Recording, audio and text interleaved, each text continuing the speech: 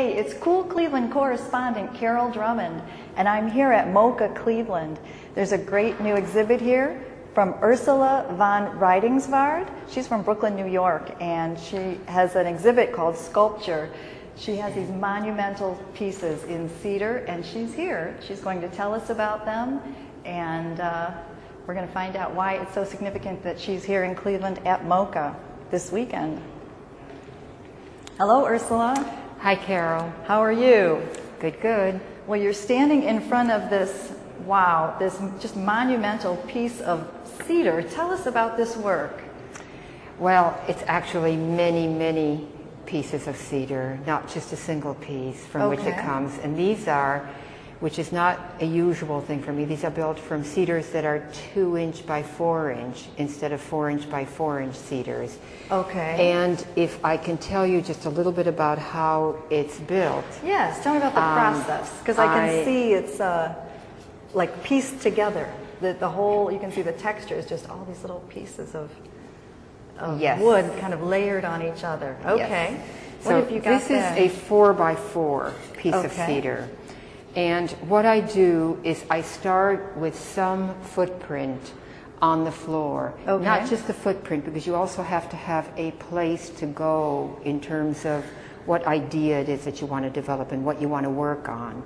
And so this cedar, so I first draw a kind of outline on the floor, just as a springboard. Then I put the cedar on top of that. For example, then I would draw whatever structure that I want on this board that I would want to begin with, and then I cut this. You see, this is the way in which it begins.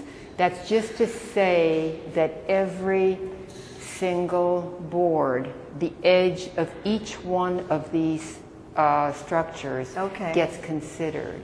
So the shape of the end is what you're drawing, that sculptural shape of how they, how the board ends in the air. Exactly. But at the same time, I also draw the inside, because the inside is equally as important as the outside. Now I'm just drawing kind of nonsensically right now. And I put little signs on it as to what the upper part of the board is, and then I cut it. But the important thing is that I obviously, in looking at this, like the things that are sensuous, that are organic, very few right edges. That doesn't mean to say that these boards that I have aren't exactly measured so that we can glue them together with a lot of pressure with a lot of horizontal pressure and a lot of vertical pressure, that they fit together in a way so that you can't see any openings at all in any of the seams. Yes. It's not like mortar and bricks. They are right next to each other. Exactly, exactly. So anyway, the process of building is extremely time consuming, but it gives me an opportunity to make a decision many, many times over again, depending on how I want to crawl, how I want to flirt, or how I want to grope with its growth, and whether or not it fits into the original image that I have is not all important, because it's one thing to have an incredibly wonderful fantasy, but it's another thing to realize it. So the process of realizing it is what informs the final image, that I don't tenaciously hold on to the original image that I might have had in my head. So it's a combination of factors. You start out with an image, and then on the way you figure out what the reality is. Exactly, exactly. And with this particular piece, there was a lot of opportunity, because I had the 2x4s that I worked with to get much, much more detail, and that I could get there's a kind of lean at the top of this piece. This piece measures about 12.5, 13 feet, and it needed that kind of height. And with this structure, there are, as you see, it gets sort of more voluptuous as it goes down and hits the ground. There's a very particular way in which the gravity relates to the structure above. In other words, there's usually a kind of bulge. There's an informed way that you get told that there's weight that's involved, as you see in the very bottom part of the structure. Now these are, so as you see, I took the opportunity to sort of break through with a lot of these sack-like structures. And again, there's a real weight that gets communicated toward the bottom of this piece. And as we go backward, there are little sort of fancy structures that also, almost like a kind of crocheting, they intermingle with one another. And in the back, you see something that is very solid, in contrast, very firm, from which it seems that all of these 2x4s, or all of this, the entire, both sides sprout from this, as I sort of think it in connection with a backbone, a very firm, wide, support, flat support, exactly.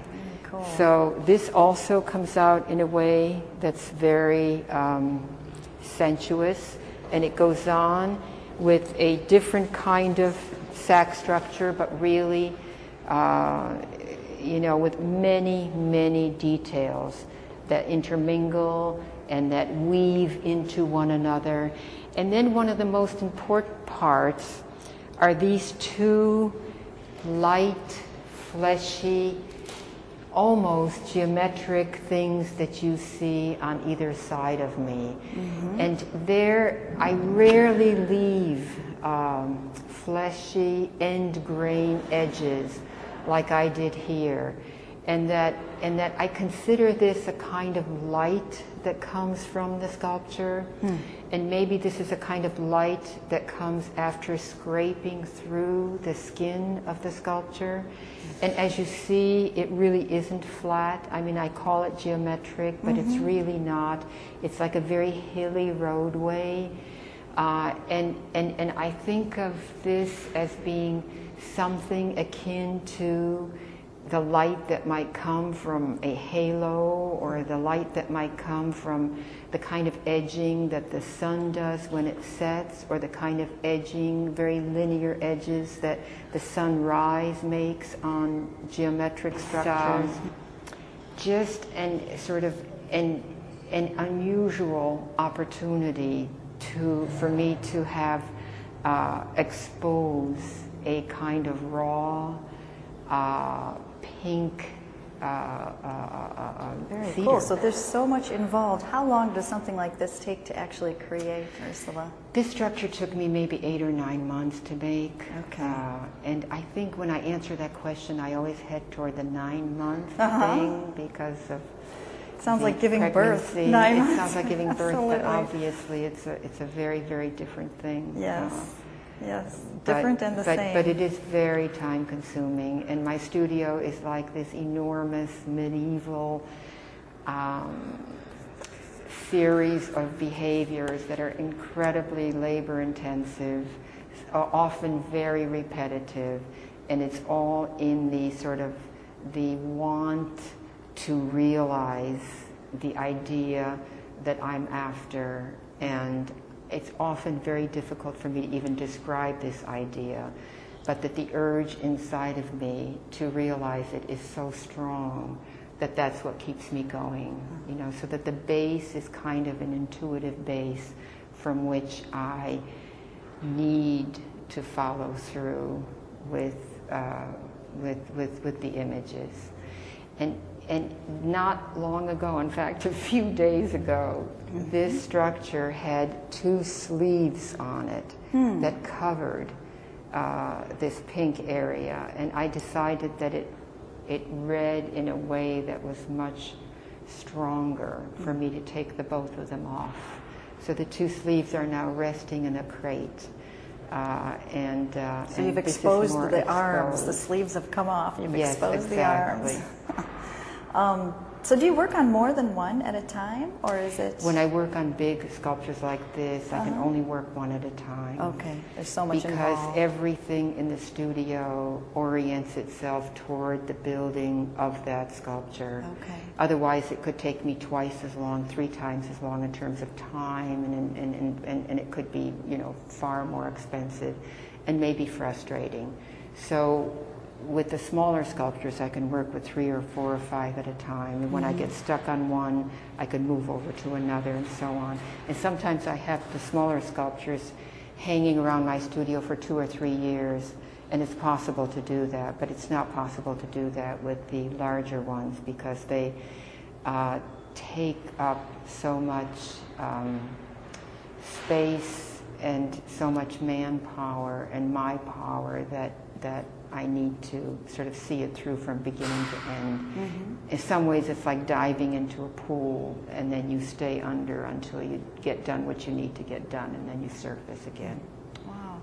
Now, this piece is also special to Cleveland. Can you tell us a little bit about that? That this is has this piece been seen before? It's the first time that this sculpture is being exhibited. Okay. And it's a debut for this sculpture in Cleveland. And we get to share that. How wonderful here at MOCA in Cleveland. Okay, and there's so this is one of a number of just monumental pieces that we see here in the gallery. And the opening night is September 23rd? Yes. Okay, and you'll be there? I will be there. Wonderful. And you can tell us more about the materials you use. Especially intriguing, I think, are the intestines that you used on another sculpture. I think we'll just have to show up and look at that and find out what that's all about on the 23rd or thereafter. Well, thank you so much. You're welcome, Carol. This has been so informative. This is Cool Cleveland correspondent Carol Drummond from MOCA Cleveland. On September 23rd, you can come to the grand opening of this exhibit. Have a great week in Cool Cleveland.